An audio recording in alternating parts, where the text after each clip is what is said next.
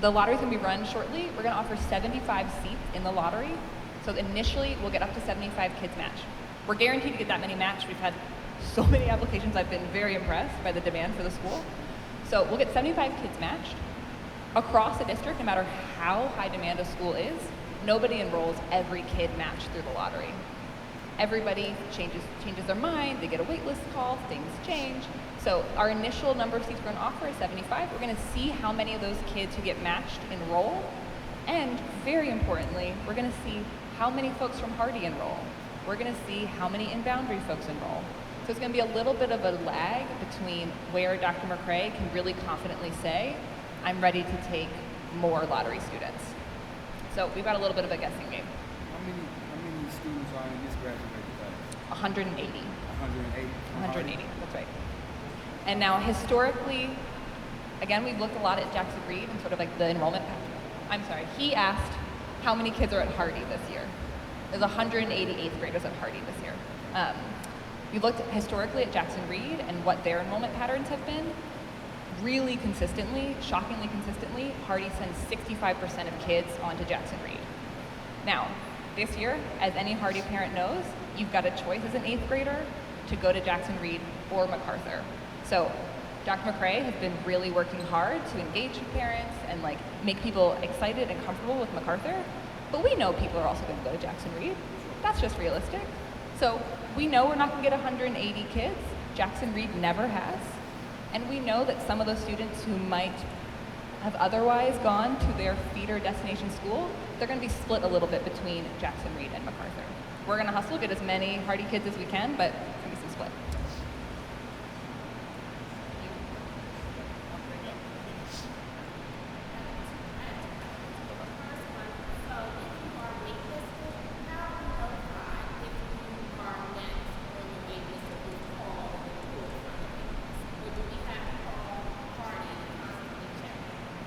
So the question was, if you're waitlisted, how would you know if you're coming off that list or where you are on that list?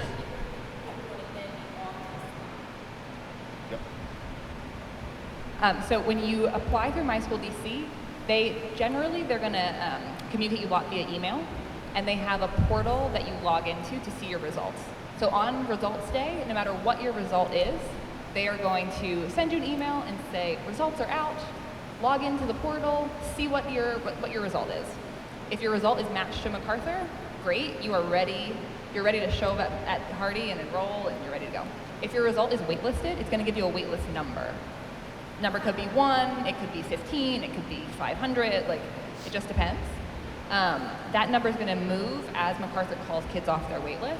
So you're going to see that progression of like if you're coming up on the list, if you're getting close, whatever. And then once MacArthur is ready to enroll you, if you're the next kid on that list, they'll give you a call. There is an automated system where once a school offers you a waitlist offer, you get like an automated email. So, just to clarify, you'll hear from MacArthur if you're on the Absolutely. And then the second question was, how soon will you all start a PTA? How will that start? Great question. How soon will we start a PTA? Immediately. Once we start enrollment, we know what students we have and what parents are committed, so the information will be coming out very soon. So March 31st is the date, so we'll know for sure, because one of the things we talked about with the district was you can't really stop them from starting a PTA, but you just didn't know if starting a PTA with parents who may not necessarily be going to the particular school. So yeah, March 31st. Did you have a question? Okay. This might be a backdoor question. Okay. So we are inbound for MacArthur, and if our child decides to go to MacArthur for the 10th grade, but maybe the 10th grade doesn't come together so well, and she wants to go back to Jackson Reed, is she cut off? Correct. So if your child is a 9th grader at Jackson Reed and you want to bring them to MacArthur as a 10th grader, and it may not necessarily be working, can they go back to Jackson Reed? The answer is no, you would have to apply through the lottery.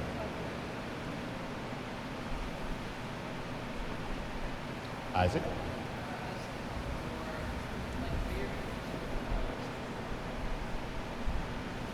Great question. Isaac said, what are our plans for the music program?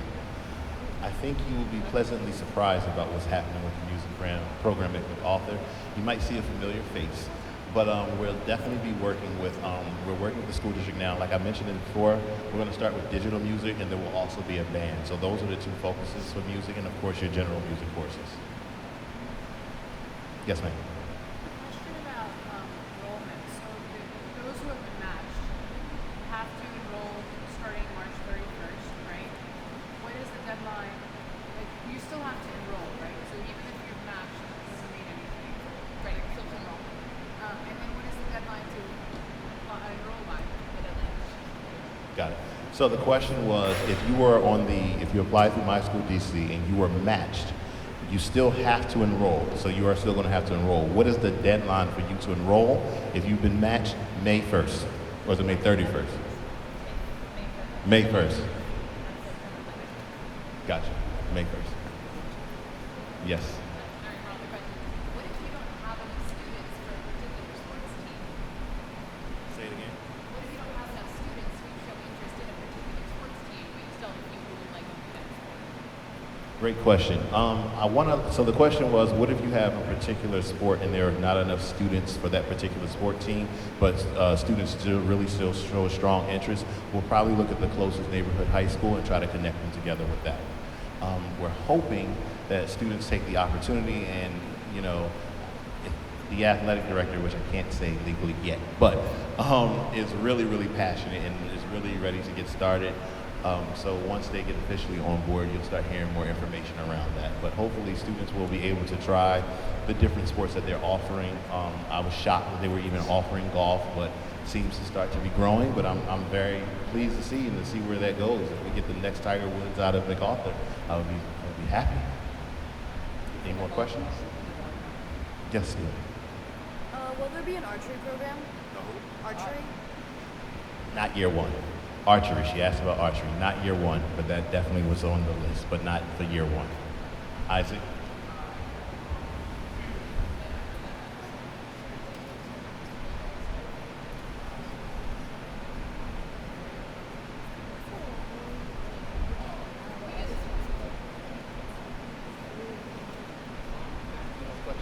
Good question. Isaac got a whole group going. Questions to ask. Great question. He said, I guess your question is around, will you be able to leave campus for lunch, or would you be able to eat in other spaces for lunch? So I'll answer both of them. The first question is no, you can't leave campus for lunch. So you will have to remain on campus. There's really nowhere for you to go anyway. Once you realize where the school's located, you're really in the middle of nowhere, so you're not going to be able to go anywhere. The second thing is there are going to be designated spaces in the building. So for instance, if you, for whatever reason, do not want to eat in the cafeteria, there will be this nice atrium. You'll see it once you get into the building. It's a little circle. If you see this picture that they have in the school with all those glass things, it's like this little lounge area that will be set up for you guys, and then you'll have the opportunity. I don't think the librarian will let you eat in the library, but that's another place that you can go. So that's just for year one. Again, as the school grows, we'll kind of identify more spaces for that. But for those trying to leave campus, you'll have a full schedule as a freshman and sophomore, so you won't have time to leave. Yes, ma'am.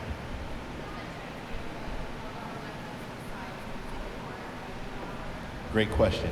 I cannot state what the other electives are just yet because it's going to be dependent upon the skill set of the teacher, but I know we kind of talked about drama, creative writing. There will be math electives, science electives, music electives, and foreign language electives off the top of my head. Those course lists will come out when it's time for, once the students enroll and we start developing schedules, you'll get a whole complete list of what will be offered at the particular school.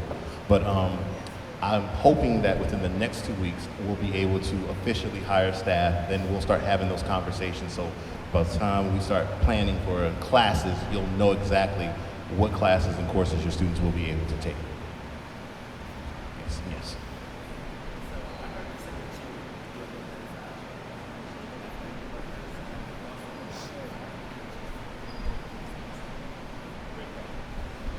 The question was, the athletic director has been identified, but have the coaches for the particular sports been identified? And the answer to that question is no.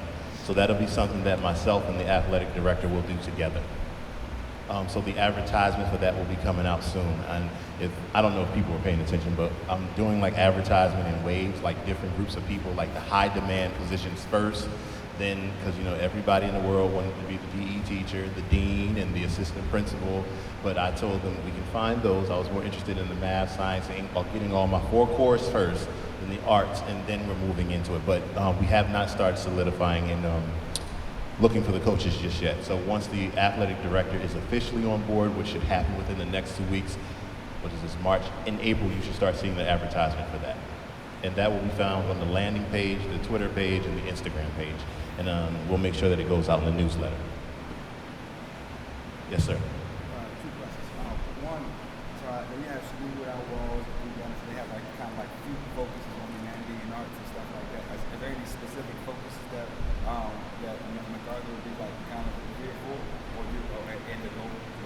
So the end goal stage would be STEAM. So it would be a mixture of STEM and arts. That's the end goal.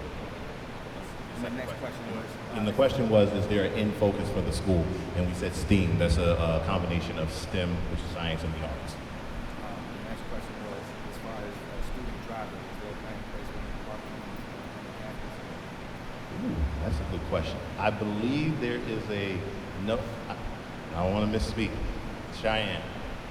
Question was around students driving. I know that there is no student parking on our particular facility, but I believe there's a no driving to school policy. I don't know how that works with DCPS, but you can drive to school. What I can tell you is that there is no parking on the parking lot for students. It's strictly for staff only, and I know that that's a concern for the community as well, but it's the reality when you have a school in the neighborhood. Say it again.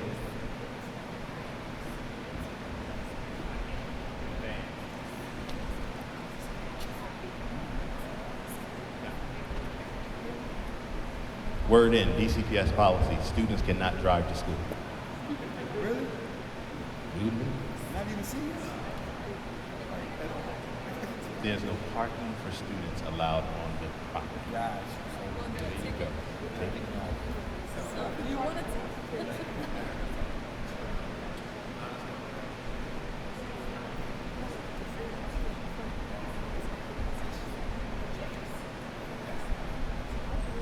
Great question. He asked about the honors courses. He wanted to know how many AP courses. So for the first year, I can say definitely 2 we're starting out with. And the math ones are going to be determined based on where the students come in. So the first 2 are going to be in history, which is a new thing for DCPS. 9th graders will now have an opportunity to take AP courses in 9th grade. And it's only going to be in a social studies class, which is AP Prep for World History. So that's going to be the first one. The second one we're going to be offering is AP History, and depending on the math track of the student will be the other ones, and then foreign language, because there are some students who've already taken both of their foreign languages already.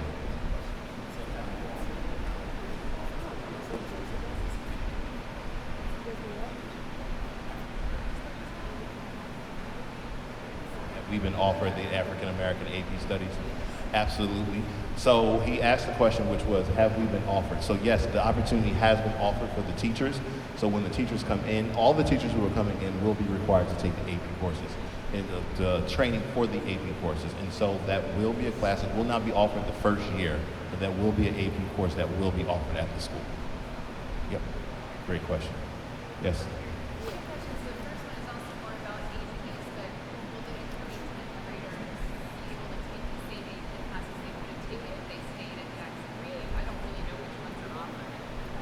So we'll be able to determine that based on looking at their schedule once they come in enrolled. So for instance, because let's see, if they're in 9th grade and they're already taking which AP courses, for instance? Yeah, I'm not sure if they're taking AP courses in 9th grade. Yeah, that wouldn't, so they'll get their first AP courses once they get into 10th grade. And this is the first year, like I said, there's only one AP course for 9th graders. And then next year, depending again where your math is and which you've taken in foreign language, that's when the other ones, and then the arts. Right, so if you're a 10th grader, that will be your first year. If you haven't taken any AP courses yet, the 10th grade will be the first one, and that would be AP World History. Then depending on where you are in math will determine if you're taking an AP course, and then determining where you are in foreign language will determine if you're taking an AP course. But there will be no AP courses for English offered for the first year, just because everybody will either be taking Advanced English 1 or Advanced English 2. For 10th graders. So 10th graders, their class will be for English. It would be Advanced English 2. You won't be able to take an AP course in English until they get into 11th grade. And then the other question I had is about leadership opportunities for students. Like, will there be a student council? Absolutely. A newspaper? Great question. The question was, will there be leadership opportunities for students? And the answer is absolutely yes. That was something that we mentioned in a brochure, something that's very close to my heart. I was the school president in high school, I was the student government president in college, and I wanted to ensure that there was going to be a student council. So yes, one for that. There will also be newspaper, there will be yearbook. And so again, all of these things will be offered just like it would be in any other comprehensive high school. Great question. You mentioned, really quick, you mentioned, And then- when she mentioned, Sorry. she mentioned coming in with the AP courses, you mentioned that then you will find out where the student was. What is the threshold? Is there a test or something that they need to test, that the 10th grader would need to test into, or their grades? What's the threshold? So the criteria for students taking the AP courses, I don't have it off the top of my hand, and I do think that that's something that we need to definitely load up there for the 10th graders so that they know. But I think it is based on GPA, the courses that you took, in order to get into those particular courses. But we'll make sure that that's spelled out clearly well before it's time for the kids to enroll in their courses. Somebody was patiently waiting. You were, and then I'm going to get to your question. Sorry.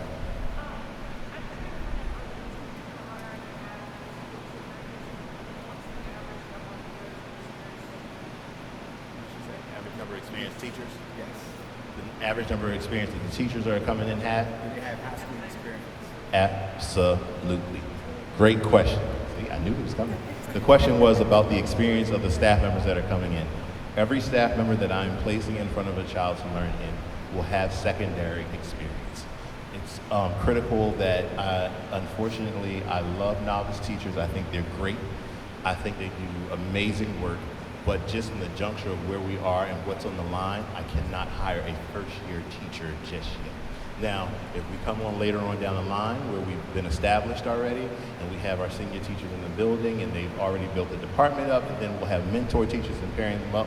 But it was very intentional on hiring career folks who were masters at what they currently do, because in the beginning, we don't have a lot of time to teach you how to teach this content. We'll provide professional development around what students need, but we have people who are coming from high school level, college level, international level. It was just very important. So when we say global, I had to ensure that we did our due diligence in finding these people. And so I know some folks were like highly disappointed because they didn't get hired, but we were looking for specific folks to work with our students, and it will be a very diverse staff.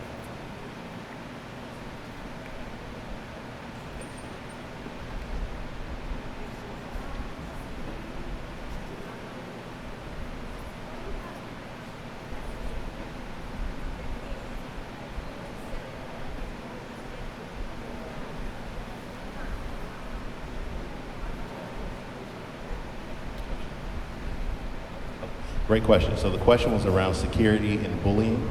You asked some very good questions. And so one of the things that we're trying to talks with right now is making sure that we try to add an advisory period. And the reason for this is I kind of talked to this with one of the teachers, if I'm not mistaken. But we were talking about this, the SEL component. Social and emotional learning is huge and it's big, and it doesn't just stop at middle school, it will continue into high school, and making sure that the different scenarios and things that students deal with, that we'll be able to have a period for them to communicate about this. Teachers will be required to teach it. We still will be getting training, and there will be a curriculum around it. And then we'll talk about things around bullying and things of that nature. And you'll be able to have a preview of the curriculum so that you can see. The second part to your question is that I specifically hired a dean of students, and that person's job is to take care of the safety of those students, physically, emotionally. Like, they have to be on it. So anytime that I ask the dean what's going on with so-and-so, I better get an answer. And in addition to that, we have a school psychologist, and we also have a social worker. And these individuals will make up the mental health team, as well as we're looking for a mental health partnership. And the reason why I'm asking for this mental health partnership, at the previous school that I was at, we had 3 different mental health partnerships, and it actually worked for the students where they were able to get therapy in school. The staff was able to get therapy as well, excuse me, and the students. In addition to that, I just got off the phone today with security, and we will have 6 security guards. So there will be 6 security guards for our first year as well. And so the building will be pretty secure. You have a principal, an assistant principal, a dean of students. The athletic director doesn't know it yet, but he'll be working as a dean as well. We'll also be having with our 6 security guards, so we'll be pretty tight around security as well. There will be no loitering in the hallways. When it's time to go to class, they will be going to class. If not, they'll be seeing me because I'm outside every time the bell rings because I want to ensure the importance of where you're supposed to be. And that's one of the things I know the kids asked about it. There is flexibility as far as around, not necessarily, I noticed this question around a free period. There is no free period. The reason why some schools offer those periods is because the school is so large, they don't have anywhere for those kids to go. So that's why you see those kids just hanging around in those particular schools. Especially as a 9th and 10th grader, your schedule will be so heavy you won't have time for a free period. But we're about the business of the work, so there will not be too much bullying and all of that stuff that's going on. It cannot be tolerated. You'll see in the beginning of the year when you see the code of conduct, when you talk about the parent-student handbook, all of these things will be addressed. And then, of course, there's conflict resolution because they're still teenagers, and you understand that, and they're still learning to communicate and to get along, and so those things will be in place. But that's a great question. Bullying, not tolerating it. Fighting, not tolerating it. Cutting class, not tolerating it. There are certain things and there are standards that we have to set, and we have to start early. Again, they're teenagers, they're going to try the system, but the things will be in place. Yes, sir. What are your plans for the Great question. So my original plan for a guidance counselor was to have one for every grade level. It didn't work out that way for the first year, but every year after that, we'll have a guidance counselor per grade level. So the first year, the guidance counselor will be responsible for the 9th and 10th grade. And then the following year, we'll hire 2 additional guidance counselors. And that child will keep the same guidance counselor, pending that the individual doesn't leave, from the duration of the time they get into the school all the way until they graduate. And it's important to keep the same person because they know the profile of the student.